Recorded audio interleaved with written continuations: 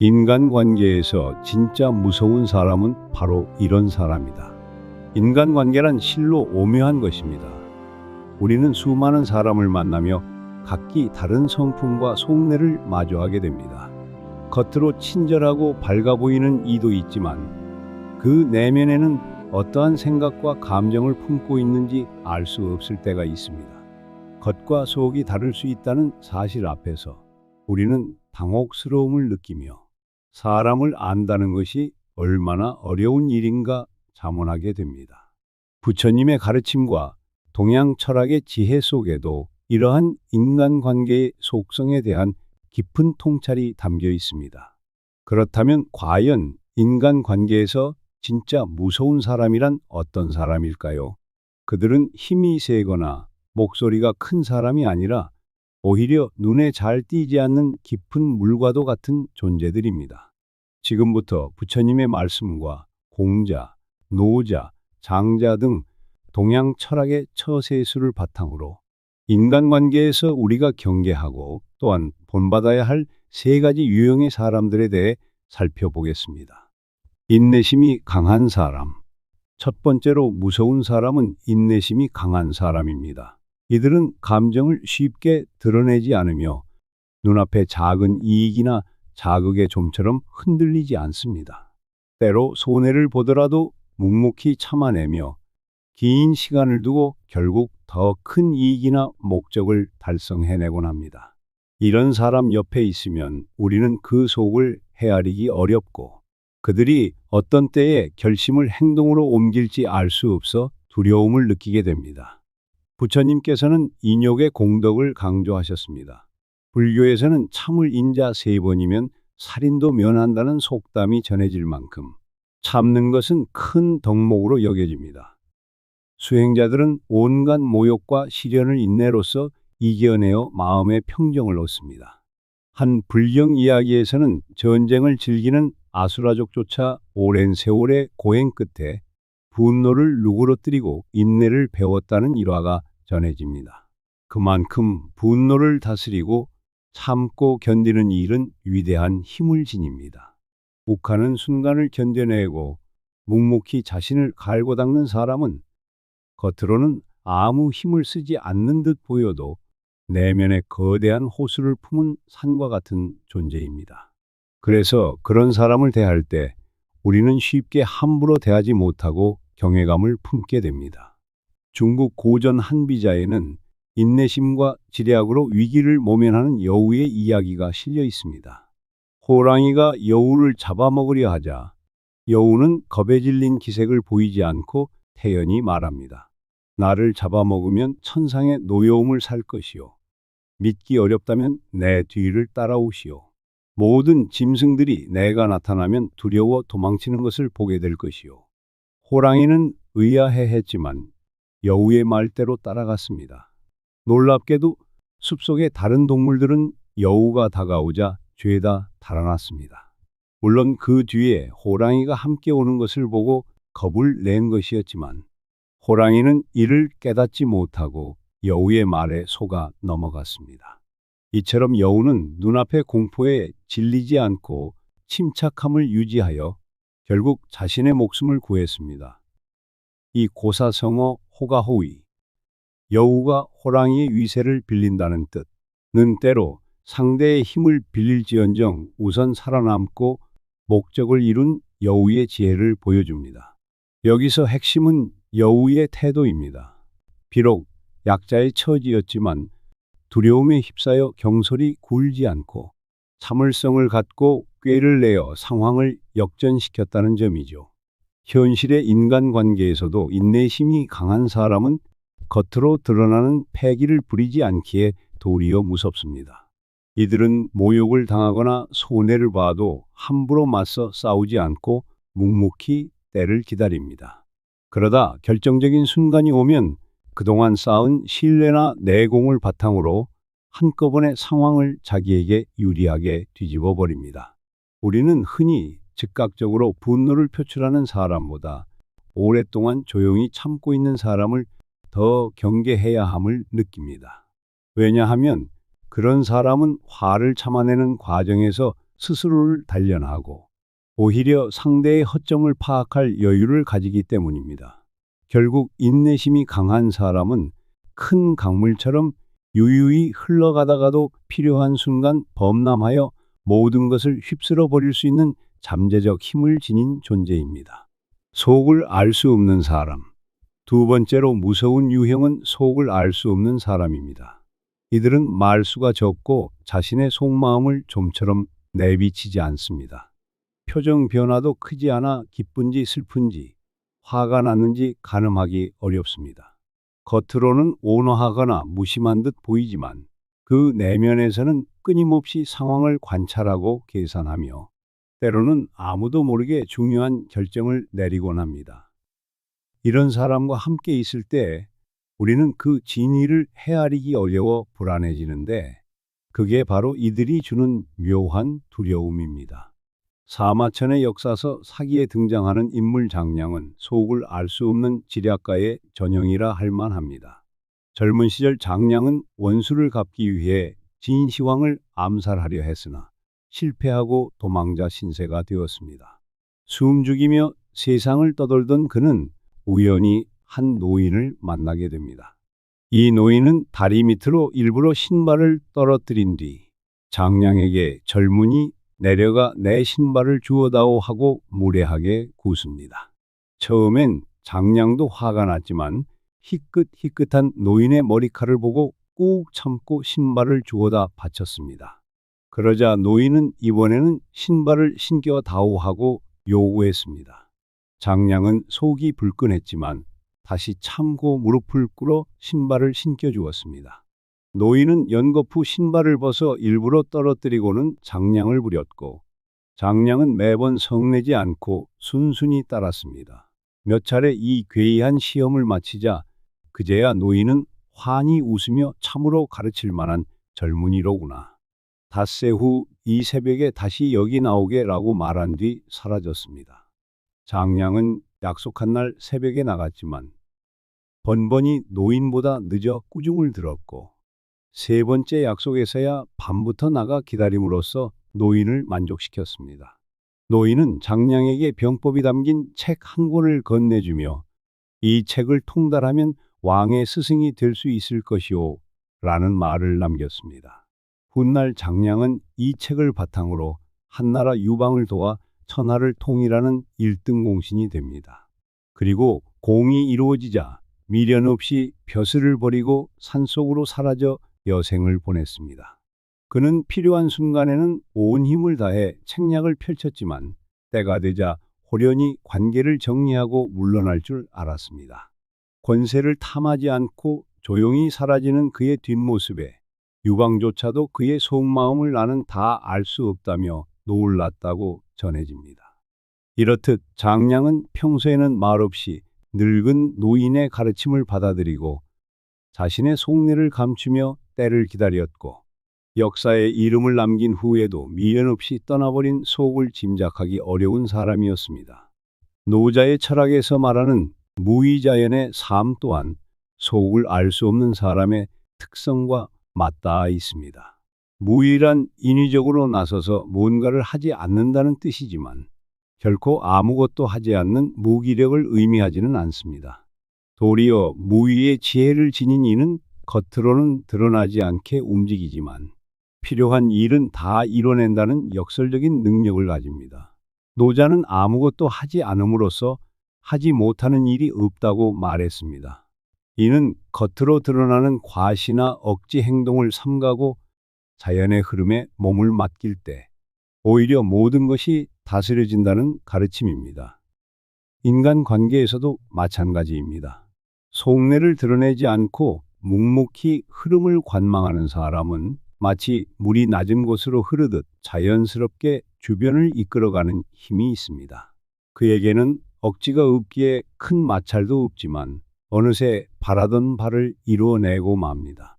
그런 이와 상대하면 우리는 그 깊이를 알 수 없어 두려움을 느끼면서도 한편으로는 그 여유로움과 신비로움의 경의를 표하게 됩니다. 속을 알 수 없는 사람은 때로 알 수 없음 자체가 힘이 됩니다. 상대가 나를 모르면 함부로 판단하거나 쉽게 예측할 수 없기에 그만큼 내가 주도권을 쥐게 되기 때문입니다. 물론 진정한 관계에서는 마음을 터놓는 솔직함이 중요하지만 세상 모든 일이 그렇듯 지나치면 모자람만 못합니다. 자신의 감정을 절제하고 속마음을 신중히 드러내는 사람은 필요할 때 관계를 과감히 끊을 수도 있고 또 다른 새로운 인연을 맺을 수도 있습니다. 그 자유자재함 앞에서 다른 이들은 두려움과 존중이 뒤섞인 감정을 느끼게 됩니다. 왜냐하면 우리는 누구나 붙잡고 싶은 것을 쉽게 놓지 못하기 마련인데 속을 알 수 없는 사람들은 집착 없이 상황에 따라 자신을 변화시킬 수 있기 때문입니다. 이러한 유연한 단호함은 쉽게 흉내낼 수 없는 힘이며 그런 사람을 곁에 두면 그 예측 불가능함 때문에 긴장의 끈을 놓을 수 없습니다. 감정의 한계점이 높은 사람. 세 번째로 무서운 유형은 감정의 한계점이 높은 사람입니다. 이는 어떤 상황에서도 좀처럼 흥분하거나 동요하지 않고 감정을 차분히 다스릴 줄 아는 사람을 말합니다. 웬만한 모욕이나 유혹에도 흔들리지 않으며 크게 기뻐 날뛰거나 크게 노하여 폭발하는 일이 드뭅니다. 마치 깊은 바다처럼 표면은 잔잔해 보여도 그 밑바닥엔 헤아릴 수 없는 시면이 자리하고 있는 듯한 사람입니다. 이러한 사람과 함께 있으면 우리는 그의 평정심에 놀라고 때로는 부끄러움을 느낍니다. 왜냐하면 인간이라면 누구나 크고 작은 감정의 풍랑에 휩싸이기 마련인데 그런 풍랑조차 태연히 받아들이는 모습은 범인의 수준을 넘어선 경지처럼 보이기 때문입니다. 공자의 논어에는 공자가 가장 사랑한 제자 안현에 대한 유명한 일화가 나옵니다. 안현은 가난한 집안이었고 늘 변변치 않은 식사를 하며 살았지만 한 번도 자신의 처지를 비관하거나 불평하지 않았습니다. 공자는 안현의 청민하고도 만족할 줄 아는 태도를 두고 제자들에게 이렇게 말했습니다. 참으로 현명하도다. 안회여. 한 대 그릇의 밥과 한 표주박의 물로 누추한 골목에서 지내도 남이라면 그 고달픔을 견디지 못할 텐데 안회는 그 즐거움을 바꾸지 않는다. 참으로 현명하구나. 안회여. 안현은 극빈한 생활 속에서도 언제나 태평한 웃음을 잃지 않았고 감정에 큰 기복 없이 담담히 학문과 덕을 쌓았습니다. 그는 어떤 외적 역경도 마음을 어지럽히지 못하는 감정의 그릇이 큰 사람이었습니다. 이러한 사람 앞에 서면 부유한 자나 권력자라도 스스로를 돌아보게 됩니다. 돈과 권세가 주는 기쁨에 일희일비하는 자신을 반성하게 되고 어떻게 저렇게 흔들림 없이 평온할 수 있는가 하고 감탄하게 됩니다. 감정의 물결에 휩쓸리지 않는 자의 부동심은 곧 세속의 풍파를 초월한 무서움마저 느끼게 하는 힘입니다. 장자의 포정해우 이야기도 감정의 한계점이 높은 사람의 한 예를 보여줍니다. 이 일화에서 포정이라는 이름의 요리사는 수년 된 칼로도 소를 마치 예술품을 조각하듯 능숙하게 해체합니다. 그의 칼끝이 소의 뼈와 살 사이를 미끄러지듯 지나갈 때 그는 어떠한 긴장이나 망설임도 없이 마치 춤을 추듯 일에 몰두합니다. 주변에서 지켜보던 문해군이 그 경이로운 솜씨에 감탄하자 포정은 담담히 말합니다. 저는 눈으로 소를 보는 것이 아니라 마음으로 돌을 쫓아 소를 대합니다.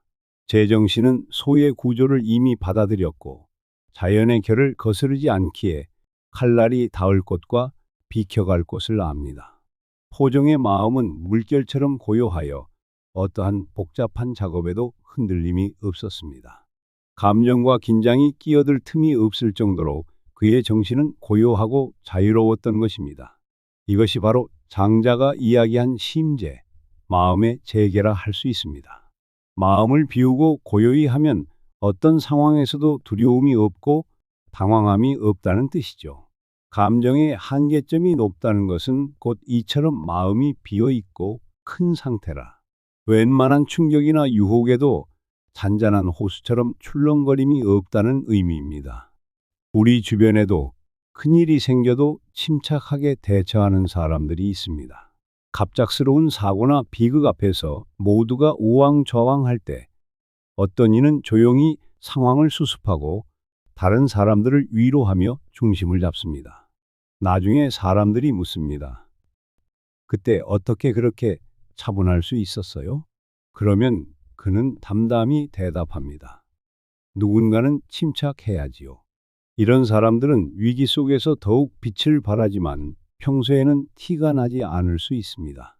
그러나 일단 그들의 강인한 멘탈을 알게 되면 주변 사람들은 깊은 신뢰와 동시에 경외심을 갖게 됩니다. 왜냐하면 그런 평정은 하루아침에 이루어지는 것이 아니기 때문입니다. 오랜 자기 수양과 성찰을 통해 감정을 다스리는 법을 체득해야만 가능한 경지입니다. 그러므로 감정의 한계점이 높은 사람은 쉽게 만들어지지 않으며 그만큼 희귀한 존재입니다. 이들은 휘몰아치는 폭풍 속에서도 중심을 잃지 않는 배와 같아서 곁에 있으면 든든하면서도 그 강인함에 숙연해집니다. 인간관계에서 진짜 무서운 사람들은 이처럼 겉으로는 티가 잘 나지 않는 덕목들을 지닌 이들입니다. 강한 인내심, 읽기 어려운 속마음, 흔들림 없는 평정심이라는 특성을 통해 이들은 드러내지 않는 힘을 발휘합니다. 그런 사람과 관계를 맺으면 때로 두렵기도 하지만 동시에 배울 점도 많습니다. 동양의 성현들은 한결같이 남을 이기는 것보다 자기 자신을 이기는 것이 더 어렵고 중요하다고 가르쳐 왔습니다. 진정한 강자는 자신을 이긴 사람이라는 말처럼 인내와 평정으로 무장한 사람은 이미 내적 승리를 거둔 자들입니다. 그런 이들과 마주한다면 두려워하기보다는 그들처럼 되기를 배우는 자세가 필요할 것입니다. 우리는 흔히 목소리 크고 당장 화를 내는 사람에게 움츠러들지만 진정 경계해야 할 상대는 어쩌면 속으로 모든 것을 아우르며 인고하는 사람인지 모릅니다. 그러나 이 깨달음은 두려움에만 머물러서는 안 될 것입니다. 오히려 이러한 사람들의 장점을 우리 삶에 어떻게 적용할지 고민해 보아야 합니다. 그들의 인내심은 우리에게 성급함을 다스리라는 가르침을 줍니다. 그들의 속을 알 수 없는 신중함은 경거망동하지 말고 깊이 생각하라는 충고를 담고 있습니다. 그리고 그들의 높은 감정 한계점은 마음의 중심을 잡고 흔들리지 않는 법을 일깨워 줍니다. 결국 인간관계에서 무서운 사람들의 특징은 부정적으로만 볼 것이 아니라 우리 자신을 성장시키는 귀감으로 삼을 수 있습니다. 부처님은 자비와 인욕으로 중생을 대하셨고 공자와 노자, 장자는 저마다의 방식으로 스스로를 닦아 내면의 강인함을 기르라는 가르침을 주었습니다. 이러한 가르침들은 결국 자기 자신을 이겨 강인한 마음을 갖추라는 대로 귀결됩니다. 그러므로 그런 내공을 지닌 이를 마주할 때 우리는 두려워하기보다는 오히려 그에게서 배우고자 하는 겸허한 태도를 취해야 할 것입니다. 마지막으로 이 세상 모든 인간관계는 거울과 같다는 점을 떠올려 봅니다. 무서운 사람을 만나 두려움을 느낄 때 그 감정은 곧 내 안의 불안과 미숙함을 비추는 거울일지도 모릅니다. 그렇다면 우리가 할 일은 분명합니다. 그 거울을 정직하게 들여다보고 우리도 조용한 인내, 깊은 신중함, 고요한 평정의 미덕을 길러가는 것입니다. 언젠가 우리 스스로도 겉으로 드러내지 않는 강인함을 지닌 사람이 된다면 더 이상 남의 내공을 두려워할 필요가 없을 것입니다. 오히려 우리의 침착하고 너른 마음이 주변 사람들에게 등불처럼 빛을 전하며 함께 더 나은 관계를 만들어 갈 수 있게 되겠지요. 심오한 철학의 가르침은 늘 우리에게 스스로를 비추어 보라고 권합니다. 인간관계에서 진짜 무서운 사람들의 모습을 통해 오늘 나 자신의 모습은 어떤지 돌아봅니다. 겉으로 강해 보이지 않더라도 내면에 단단한 중심을 세우겠노라고. 그리하여 언젠가는 부처님의 미소처럼 자애로운 평온함을 간직한 사람이 되겠노라고 말입니다. 인간관계의 바다는 언제나 출렁이겠지만 우리 마음의 배가 흔들리지 않는 닻을 내리고 있는 한 어떤 파도도 두렵지 않을 것입니다. 그렇게 될 때 인간관계라는 바다는 더 이상 두려움의 바다가 아니라 서로에게 배우고 함께 성장하는 깨달음의 바다가 되어 우리를 한층 더 지혜롭게 만들어 줄 것입니다.